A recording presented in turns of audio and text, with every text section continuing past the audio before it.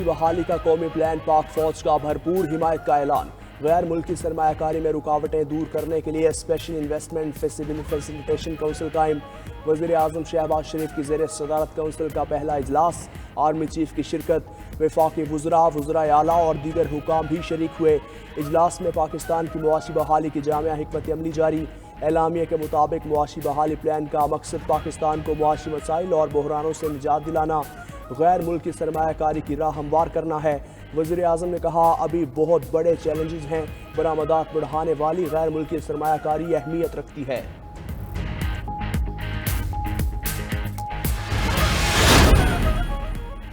Army chief general Asim Munir کہتے ہیں، معاشی بحالی کے حکومتی پلان پر عمل درآمد کی کوششوں کی بھرپور حمایت کرتے ہیں۔ پاک فوج جسے پاکستان کی سماجی اور معاشی خوشحالی کی بنیاد سمجھتی ہے۔ پاک فوج معاشی بحالی۔ لندن میں سابق وزیر اعظم میاں نواز شریف سے سابق وزیر اعظم شاہد خاقان عباسی کی ملاقات ہوئی۔ شاہد خاقان عباسی نے مسلم لیگ نون کے قائد نواز شریف سے حسن نواز کے دفتر میں ملاقات کی۔ سیاسی صورتحال پر تبادلہ خیال ہوا۔ نواز شریف نے شاہد خاقان کو چند روز تک لندن میں رکنے کی ہدایت کر دی۔ نواز شریف نے وزیر اعظم شہباز شریف کو بھی 2 سے 3 دن میں لندن طلب کر لیا ہے۔ شاہد خاقان نے میڈیا سے گفتگو میں کہا کہ مسلم لیگ نون یا نواز شریف سے کوئی اختلاف نہیں۔ میاں صاحب کو بتا دیا تھا کہ عادت تبدیل کریں گے تو ان کا پارٹی عہدے پر رہنا ممکن نہیں ہوگا۔ اس سال اکتوبر نومبر میں الیکشن ہونا قانون کے مطابق ضروری ہے۔ صوبائی اسمبلیاں ملک میں انتشار پھیلانے کے لیے توڑی گئی تھیں۔ شاہد خاقان عباسی کا معاملہ ابھی چودھری نثار جیسا نہیں ہوا۔ نون لیگ کے سینیٹر عرفان صدیقی کی پروگرام ہو کیا رہا ہے میں گفتگو، بولے نواز شریف کی واپسی کا ابھی تک کوئی پلان موجود نہیں۔ نواز شریف کی واپسی فی الحال محض قیاس آرائیاں ہیں۔ نواز شریف الیکشن سے پہلے واپس آئیں گے اور ٹکٹ بھی تقسیم کریں گے۔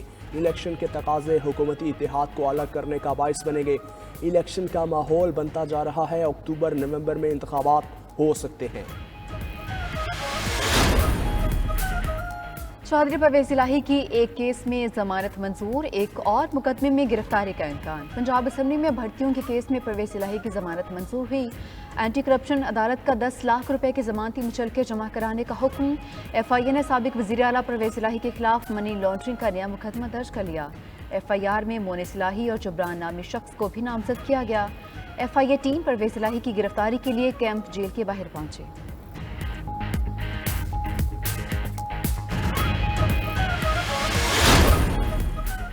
اسلام آباد کے تھانہ ترنول میں 9 مئی سے متعلق مقدمہ درج۔ سیشن کورٹ نے شاہ محمود قریشی اور اسد عمر کی ضمانت کی درخواستیں خارج کر دیں۔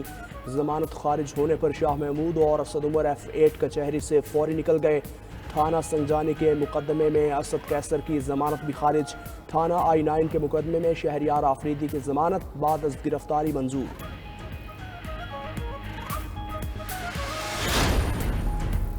لاہور میں جلاؤ گھراؤ کے 2 مقدمات میں پیش نہ ہونے پر کارروائی۔ چیئرمین پی ٹی آئی میاں اسلم اقبال اور حسان یاسی کے ناقابل ضمانت وارنٹ گرفتاری جاری۔ مشرف جمشید چیمہ اور حماد اظہر کے بھی وارنٹ گرفتاری جاری ہو گئے۔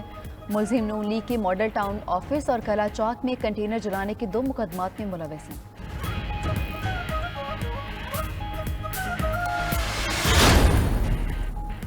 متنازع ٹویٹ کیس، اعظم سواتی کو اشتہاری قرار دینے کی کارروائی شروع کرنے کا حکم۔ اسپیشل جج سینٹرل اسلام آباد نے اعظم سواتی کی مسلسل عدم پیشی پر کارروائی کا حکم دیا۔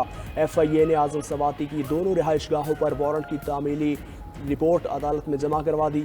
اعظم سواتی کو فرد جرم عائد کرنے کے لیے آج عدالت میں طلب کیا گیا تھا۔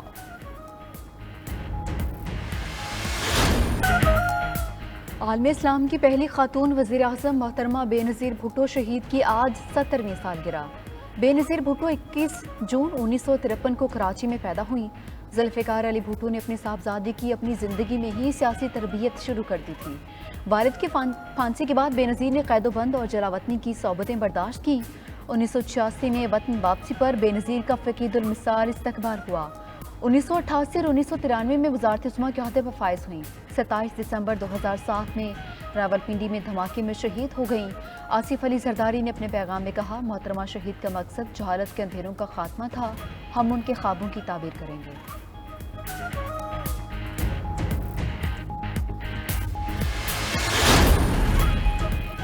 سابق وزیر اعظم بے نظیر بھٹو شہید کی سالگرہ پر پیپلز پارٹی کا لاہور میں جلسہ، لبرٹی چوک پر جلسے سے نیر بخاری اور دیگر رہنماؤں نے خطاب کیا۔ دوسری جانب سابق وزیر اعظم یوسف رضا گیلانی کہتے ہیں بے نظیر بھٹو عظیم عالمی شخصیت اور عالم اسلام کی پہلی وزیر اعظم تھیں۔ ملک میں اب میثاق معیشت پر کام کرنا ہوگا۔ بے نظیر بھٹو اور نواز شریف نے میثاق جمہوریت پر دستخط کیے تھے۔ سیاسی جماعتوں کو چاہیے کہ اب میثاق جمہوریت پر عمل کریں۔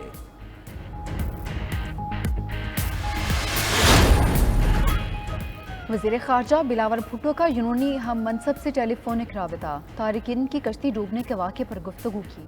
مصیبت میں پھنسے پاکستانیوں کو ہر ممکن سہولت فراہم کرنے پر بات چیت ہوئی۔ جاں بحق افراد کی شناخت اور جسد خاکی پاکستان لانے پر بھی بات ہوئی ہے۔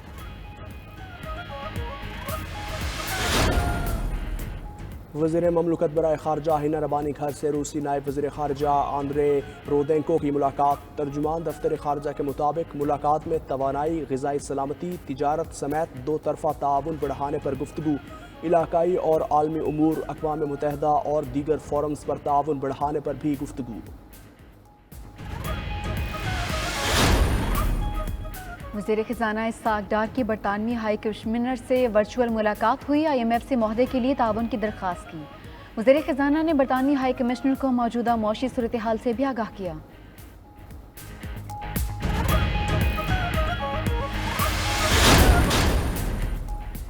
کے پی کی نگراں کابینہ کی منظوری سے 4 ماہ کا بجٹ پیش۔ گریڈ 1 سے 16 تک کے ملازمین کی تنخواہوں میں 35% اضافہ، گریڈ 17 اس سے اوپر کی ملازمین کی تنخواہ میں 30% اضافہ، سرکاری ملازمین کی پینشن میں 17.5% اضافہ کیا گیا ہے۔ پولیس اہلکاروں کا راشن الاؤنس 681 سے بڑھا کر 1000 روپے کر دیا۔ نگراں مشیر خزانہ حمایت اللہ خان کا معذور ملازمین کے کنوینس الاؤنس میں 100% اضافے کا بھی اعلان، بولے بجٹ بہت ہی مشکل حالات میں بنایا گیا ہے۔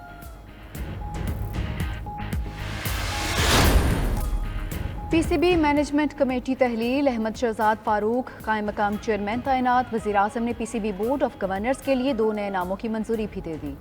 ذکا اشرف اور مصطفیٰ رمدے کے نام تجویز کیے گئے ہیں۔ سمری منظوری کے بعد وزارت بین الصوبائی رابطوں کا ارسال۔ نجم سیٹھی چیئرمین شپ کی دوڑ سے از خود باہر ہو چکے۔ پیپلز پارٹی کے نامزد ذکا اشرف کے چیئرمین پی سی بی بننے کی راہ ہموار۔ چیئرمین پی سی بی کے الیکشن کے لیے شیڈول جلد جاری ہونے کا امکان۔